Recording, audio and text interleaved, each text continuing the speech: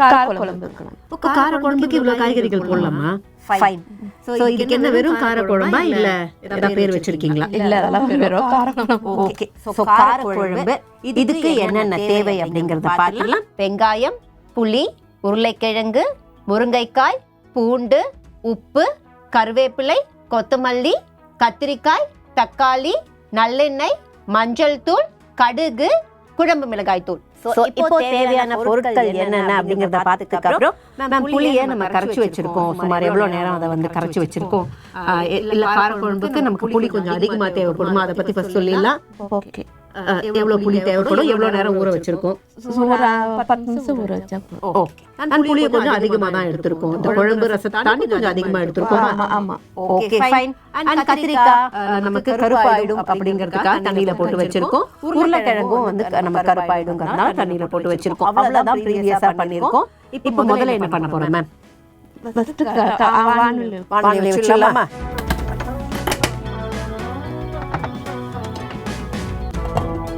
கரண்டி கரண்டிங்க. கடாய் ஹீட் ஆனோம்னா நம்ம ஆரம்பிச்சிடலாம்.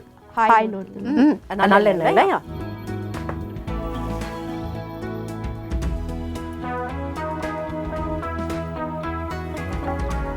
ஓகே. நம்ம இந்த காரக்குழம்புக்கு நல்லெண்ணெய் தான் ஃபைன். காரக்குழம்புல கூட நமக்கு நெய்க்கு பதிலா கொஞ்சம் நல்லெண்ணெய் தான் சேர்க்கணும். ஏன்னா அந்த ஒரு இவங்க சொன்ன மாதிரி ஃப்ளேவர் நல்லா இருக்கும். ஓகே. தாளிச்சுட்டு நம்ம அடுத்த வேலையை பார்க்க போறோம். கடுகு மட்டும் தான் தாளிக்கணும் மேம். ஓகே. சோ இப்போ எண்ணெய் கொஞ்சம் நமக்கு சூடாயிடுச்சு. பட் இன்னும் புரியல மேம். அப்ப இன்னும் என்ன ஹீட் ஆகணுமோ? இன்னும் அந்த ஸ்பேட்டர் அந்த ஃபீல் வந்தாதானே நமக்கு வந்து அடுத்த விஷயங்கள் போட முடியும். இன்னொன்னு கடுகு அந்த ஸ்பேட்டர் ஆனாதான் கடுகோட ஃப்ளேவர் அந்த எண்ணெயில இறங்கும்னு சொல்லுவாங்க. இப்ப பொரிய ஆரம்பிச்சிச்சு மேம். அடுத்து சூப்பர் மேம். பூண்டை எடுத்துக்கும் போது காரக்குழம்புல சின்ன வெங்காயமும் ஒரு மிக முக்கியமான விஷயம். அதுக்கு லேட்டா வந்து சூப்பர். பட் ஆனா அது நம்ம டேஸ்ட் கொடுக்கிறது அந்த சின்ன வெங்காயம். ஓகே. ஏன்னா மத்ததெல்லாம் எடுத்து வச்சிருக்கோம். யோசிச்சு பாருங்க. நமக்கு தேவையான எல்லா காய்கறியும் எடுத்து வச்சு சின்ன வெங்காயம் மஸ்ட் அதுவும் சொல்லுவாங்க.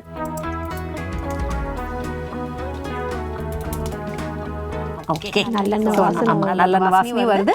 கடுகும் வந்து நமக்கு படபடா சவுண்ட் வந்துருச்சு.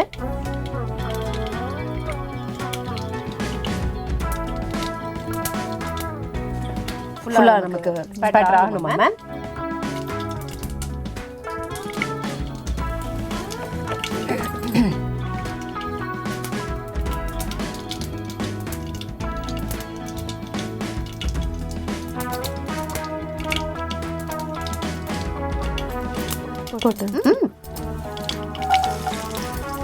நம்ம பூண்டு எடுத்து வச்சிருந்தோம். தேவைக்கு ஏற்ப அதை ஆட் பண்ணிட்டோம்.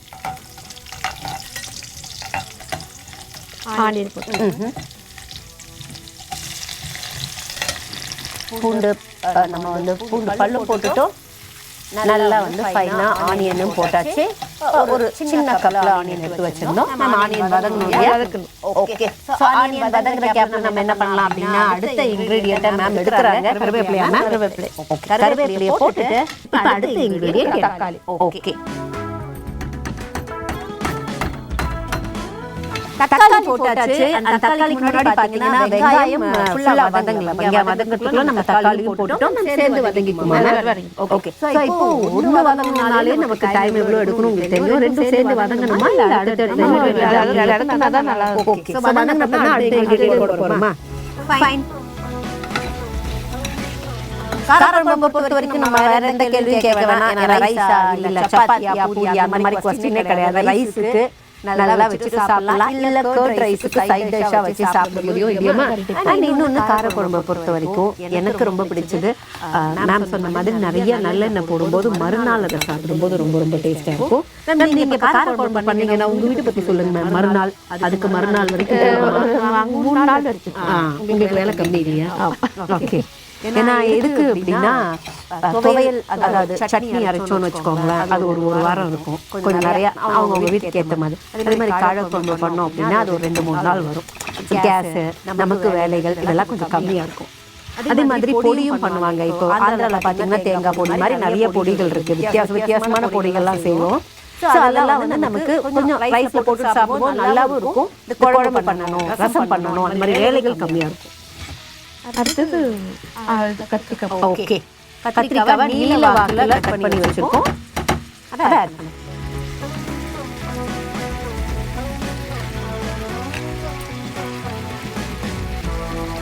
இந்த நீல வாக்குல கட் பண்ண கத்திரிக்காய் வந்து திடீர்னு இந்த குழம்பு பார்க்கும்போது ஒரு மீன் மாதிரி ஃபீல் வரும்ல மேம். அந்த ஃபுல் மீனை போட்டு குழம்புலாம் பண்ணா எப்படி இருக்கும்? திடீர்னு பார்க்கறதுக்கு அப்படி இருக்கும், மீன் குழம்பு மாதிரி.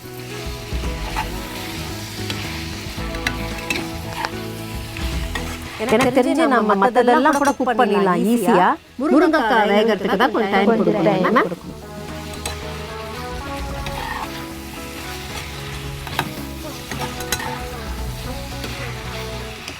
வானொலி அப்படிதானே? ஆமா, நான்ஸ்டிக் மேம். அதனால அவ்வளோ நார்மல் வானொலி மாதிரி ஹீட் அவ்வளோ கொஞ்சம் மீதமா பேலன்ஸ் ஹீட்டா தான் இருக்கும்.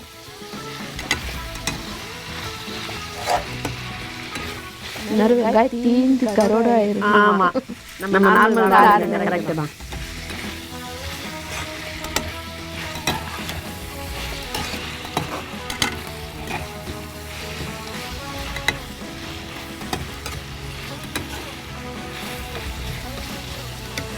ஓகே, கொஞ்சம் கலர் மாதிரி இருக்கு.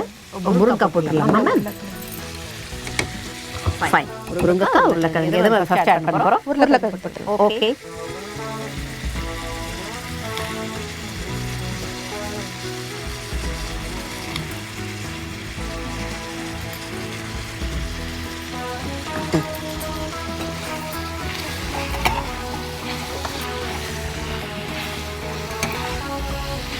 நல்லா கியூப்ஸா கட் பண்ண உருளைக்கிழங்கு போட்டிருக்கோம். பரவாயில்ல மேம், காரக்குழம்புல கூட நம்ம வந்து சத்தான காய்கறிகள்லாம் போட்டு கொடுக்கலான்னு. இது எந்த ஒரு ஸ்பெஷல் மேம்? ஏன்னா நான் பார்த்த வரைக்கும் ஏதோ ஒரு காய் 2 காய் போடுவாங்க காரக்குழம்புல. எல்லா காயுமே போடுவோம் நாங்க. அப்படியா? எந்த ஊர் நீங்க? சென்னை தான். ஓஹோ, பட் சென்னையில இந்த மாதிரி காரக்குழம்பு எல்லாரும் பண்றாங்க. கண்டிப்பா. பரவாயில்லையம்மா, இது இத்தனை நாள் நமக்கு தெரியாம போச்சு. ஏன்னா வந்து கூட்டு அந்த மாதிரி எல்லாம் வைப்பாங்க. பட் காரக்குழம்புல இவ்வளோ இன்கிரீடியன்ஸ், இவ்வளோ வெஜிடபிள்ஸ் போடலான்னு பார்க்கறது எனக்கு அதிசயமா இருக்கு.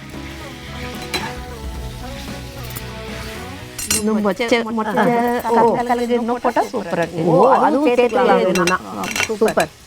இது வந்து நம்ம கிட்டத்தட்ட இதெல்லாம் போட்டு ஊறும் போது பாருங்களேன் ஒரு ஃபீல்.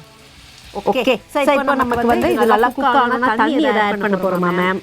புளி தான் கரைக்கணும். ஓ, புளி தானா? ஓகே, முருங்கைக்காய் போட்டுடலாம். தாராளமா மேம்.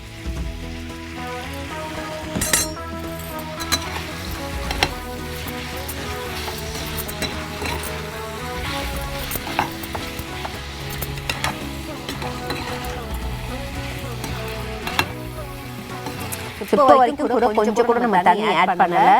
காய்கறிகள்ல தண்ணி இருக்கும்னு சொல்லுவாங்க, தக்காளியில ஆட் பண்ணியிருக்கோம்ல, அதுலயே தான் குக் பண்ணிட்டு இருக்கோம்.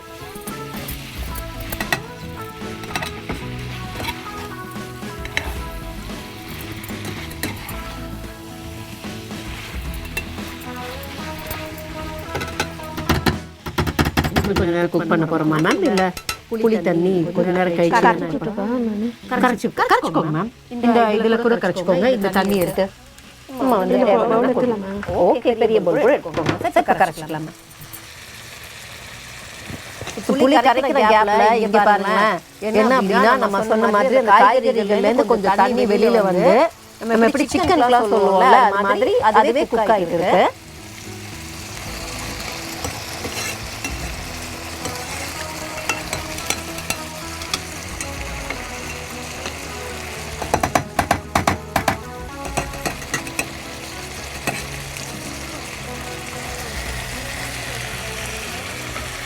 இங்கே தான் ஊற்றணும்.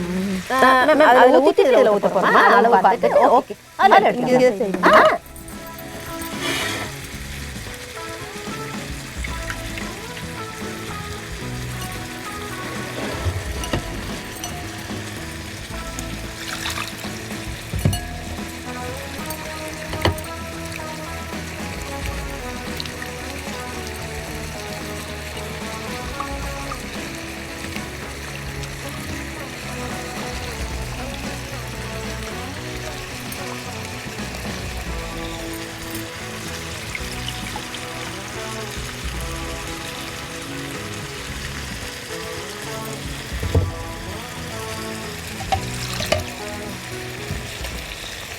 கிட்டத்தட்ட நமக்கு வந்து வெறும் வாட்டர் தேவையான அளவுன்றது கிடையாது. அந்த புளி எவ்வளோ கரைக்கிறோமோ முடிஞ்ச வரைக்கும் கரைச்சி அந்த புளியிலேருந்தே நம்ம தண்ணி எடுத்து ஆட் பண்ண போகிறோம் கூட. ஸோ வெறும் வாட்டர் இல்லாமல் சாதாரணமாக இப்படி கரைச்சி ஆட் பண்ண போகிறோம்.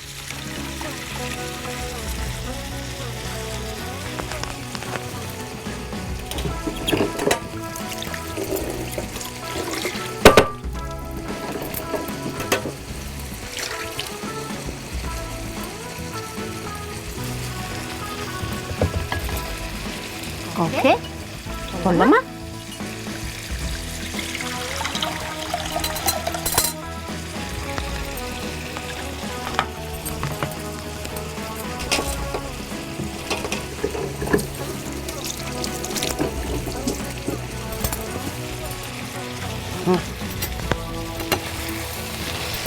நம்ம இந்த எல்லா வாட்டரும் நம்ம ஆட் பண்ண போகிறோமா? தேவைப்படுமா நமக்கு? ஓகே. ஸோ அப்போ எடுத்து புளி அளவை பார்த்துருப்பீங்க. அதுக்கப்புறம் நம்ம எப்படி கரைச்சி வச்சோங்கிறத பார்த்துருப்பீங்க. அதை அப்படியே ஆட் பண்ண போகிறோம் தேவைப்படும் போது.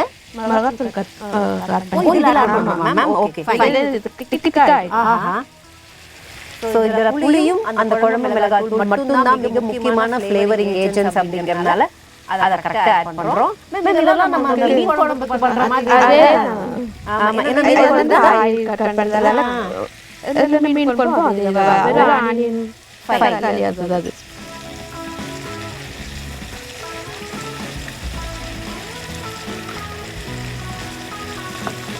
அடுத்து மஞ்சத்தூள். ஓகே, மஞ்சத்தூளா மேம்? போட்டுமா? அளவு பாருங்க. இன்னும் கொஞ்சம். ஓகே,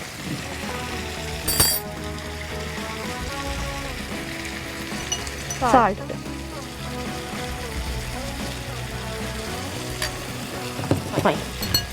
தேவையான அளவுக்கு உப்பு ஆட் பண்ணிட்டோம்.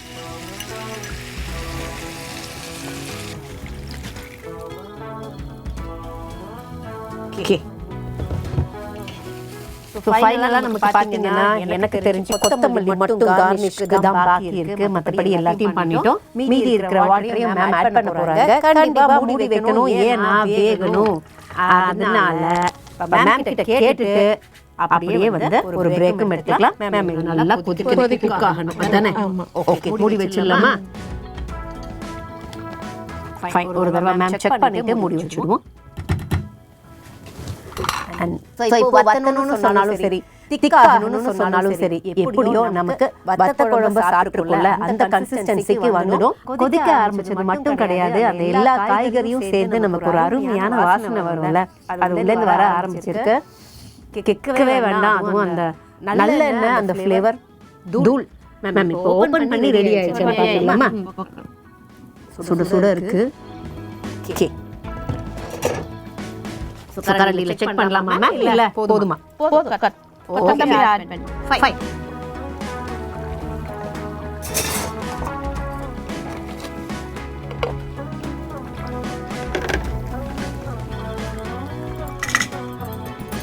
கட் பண்ணலாம். அங்க இருக்குமா?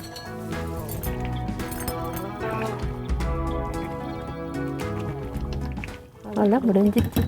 Okay, super. ஆஃப் பண்ணிடலாம். அப்படியே அந்த கரண்டி கொடுத்தீங்கன்னா நான் பிளேட்டையே முடிச்சிடுறேன்.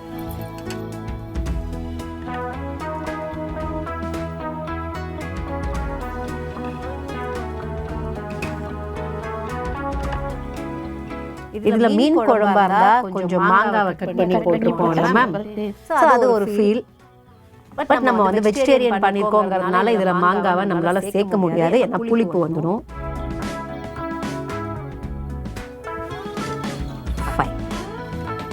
ஓகே, சோ எல்லாத்தையுமே போட்டு கார்னிஷ் எல்லாம் தேவையே இல்லை, அப்படியே பார்த்த உடனே எடுத்து சாப்பிடுற மாதிரியான ஒரு விஷயம் தான் இது. இப்போ இன்றைய எபிசோட்ல நம்ம எடுத்துக்கிட்ட காரக்குழம்பு நம்ம கிட்ட ரெடியா இருக்கு. சுட சுட இருக்கிற இந்த காரக்குழம்பை டேஸ்ட் பண்றதுக்கு முன்னாடி அதை விட சூடான ரீகேப்பை பார்த்துடலாம். ஸோ இந்த காரக்குழம்புக்கு ஃபர்ஸ்ட் என்ன பண்ணோம் அப்படின்னு பார்த்தீங்கன்னா, நல்லெண்ணெயை கடாயில் ஆட் பண்ணிக்கிட்டோம். நல்லெண்ணெய் காஞ்சதும் கடுகு போட்டு, கடுகு ஸ்பேட்டர் ஆனதுக்கு அப்புறம் நம்ம வந்து கொஞ்சம் பூண்டு போட்டோம். பூண்டு நல்லா நமக்கு அந்த பச்சை வாசனை போய் சூடானதுக்கப்புறம் நறுக்கிய வெங்காயம் போட்டோம். நறுக்கிய வெங்காயத்தை தொடர்ந்து நம்ம கருவேப்பிலையை போட்டோம். கருவேப்பிலைக்கு அடுத்து பார்த்தீங்கன்னா சாப் பண்ண தக்காளி. இது எல்லாத்தையும் போட்டு தக்காளி வெங்காயமும் பச்சை வாசனை போகிற அளவுக்கு குக் பண்ணோம். குக் பண்ணதுக்கப்புறம் நம்ம நீல வாக்கில் கட் பண்ண கத்திரிக்காயை வச்சுருந்தோம், அதை ஆட் பண்ணிவிட்டு அது கொஞ்சம் சூடு பட்டதுக்கப்புறம் நம்ம உருளைக்கிழங்கு க்யூப்ஸை கட் பண்ணி வச்சுருந்தோம், அதை ஆட் பண்ணோம். அதுக்கப்புறம் முருங்கைக்காயும் ஆட் பண்ணி தண்ணியை சேர்க்காமல் அதை அப்படியே கொதிச்சுட்டே இருக்கிற டைமில் என்ன பண்ணோம் அப்படின்னா, நம்ம புளி கரைசலுக்கு எடுத்து வச்சுருந்தோம். அந்த புளியை அதுக்கப்புறம் எப்படி கரைச்சோம், எவ்வளோ வாட்டர் எடுத்துக்கிட்டோன்னு பார்த்தீங்க. கரைச்ச தண்ணியில் நம்ம என்ன பண்ணோம்னா தேவையான அளவுக்கு குழம்பு மிளகாய் தூளை ஆட் பண்ணோம். குழம்பு மிளகாய் தூளுக்கு ஏற்ற மாதிரி நம்ம மஞ்சள் தூளையும் உப்பையும் ஆட் பண்ணி நல்லா கரைச்சி எங்கேயுமே லம்ஸ் இல்லாமல் எடுத்துக்கிட்டு அதை அப்படியே இந்த காய்கறி கூட கடாயில் ஆட் பண்ணிட்டோம். ஆட் பண்ணதுக்கப்புறம் உப்பையும் சரி பார்த்துட்டு நீங்கள் நல்லா மூடி வச்சுட்டீங்க அப்படின்னா அது கொதிச்சு கொதிச்சு கொதிச்சு அந்த எண்ணெய்லாம் வெளியில் வந்து ஒரு காரக்குழம்பு கன்சிஸ்டன்சிக்கு வந்துடும். வந்ததுக்கப்புறம் கொத்தமல்லி தூவி இறக்கிடலாம்.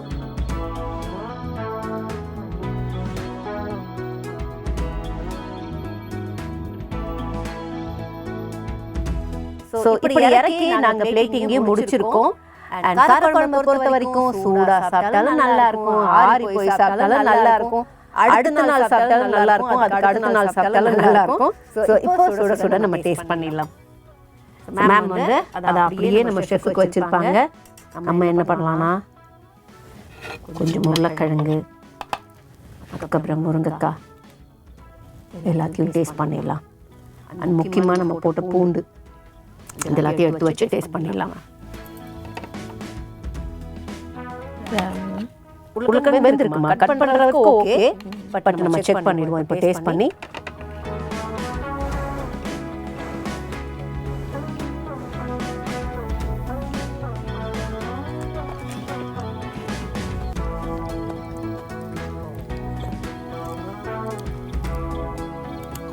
காரசாரமான காரக்குழம்பு சாப்பிட்டா எப்படி இருக்கும்? இப்படி வாயில வச்ச உடனே வந்து பல்பு லைட் இதெல்லாம் எரியும்பாங்கல்ல, அது மாதிரி இருக்குமா? சூப்பர். பட் மேம் சொன்ன மாதிரி வந்து உருளைக்கிழங்கை பொறுத்த வரைக்கும் இன்னும் கொஞ்சம் வேகணும்னு தான் நினைக்கிறேன். வேக வச்சிடலாமா? இதெல்லாம் ஆக்சுவலாக டவுட்டாகவே கேட்கலாம். ஏன்னா வெந்திருச்சுன்னு நினச்சி நம்ம எடுத்து வச்சிருவோம், பட் அதுக்கப்புறம் கொதிக்க விடலாம், ஒன்றும் பிரச்சனை இல்லை. ஓகே. ஸோ ஒருவேளை மேம் மாதிரியே உருளைக்கிழங்கு வெந்திருக்கா இல்லை காய்கறி வெந்திருக்கான்னு உங்களுக்கு டவுட்டாக இருந்துச்சுன்னா ஒன்றும் டென்ஷன் ஆகாதீங்க. வேகலன்னு தெரிஞ்சதுக்கு அப்புறம் மறுபடியும் எடுத்து அதை கொதிக்க வச்சு வேகிற அளவுக்கு அதை கொதிக்க வச்சு இறக்கிட்டீங்கன்னா வேலை முடிஞ்சிச்சு. ஓகே.